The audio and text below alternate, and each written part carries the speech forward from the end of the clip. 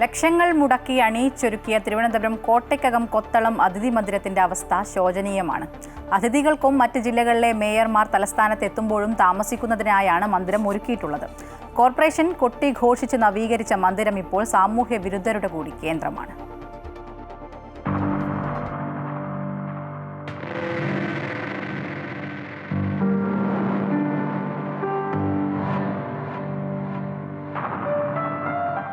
കണ്ടാൽ ഹൊറർ സിനിമകളിലെ പ്രേതവീട് പോലെ തോന്നുമെങ്കിലും സംഗതി അതല്ല.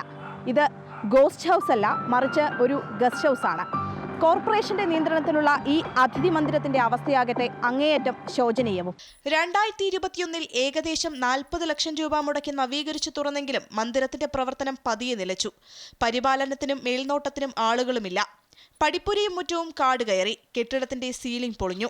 കെട്ടിടത്തിന്റെ ഭിത്തിയിലേക്കുൾപ്പെടെ കാട് കയറിയ അവസ്ഥയിലുമാണ്. ആദ്യം തിരുവനന്തപുരം മെഡിക്കൽ കോളേജിന്റെ ഉപകേന്ദ്രമായിരുന്നു ഇവിടം.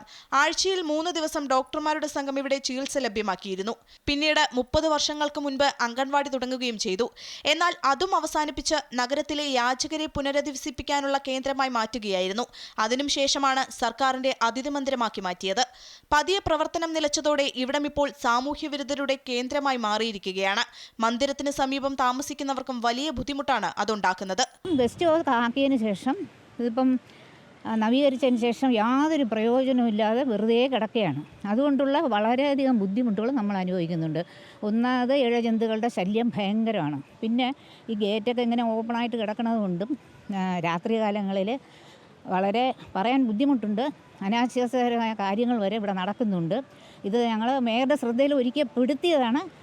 അവർ അതിനുള്ള വകുപ്പുകൾ ചെയ്യുന്നുണ്ട് എന്ന് അറിഞ്ഞു. പക്ഷേ വേണ്ട രീതിയിൽ കാര്യങ്ങൾ മുന്നോട്ട് പോകുന്നില്ല എന്നാണ് എനിക്ക് തോന്നുന്നത്. കാടും പിടിച്ച് പട്ടികളും കയറി സീലിംഗ് ഒക്കെ തന്നെ ആരോയൊക്കെ ഇളക്കിയിട്ട് പോയിട്ടുണ്ട്. അതുകൊണ്ട് മൊത്തം സീലിങ്ങും കാര്യങ്ങളെല്ലാം അല്ലാതെ എന്തെങ്കിലും ഒരു ഓഫീസോ അല്ലെങ്കിൽ ഒരു ആരോഗ്യ കേന്ദ്രമോ അല്ലെങ്കിൽ എന്തെങ്കിലും ആക്കി കഴിഞ്ഞാൽ വളരെ നന്നായിരിക്കും. നഗരസഭയ്ക്ക് പ്രധാന വരുമാന സ്രോതസ്സായി ഉപയോഗിക്കാവുന്ന കെട്ടിടമാണ് യാതൊരുവിധ പ്രയോജനവുമില്ലാതെ കിടക്കുന്നത്.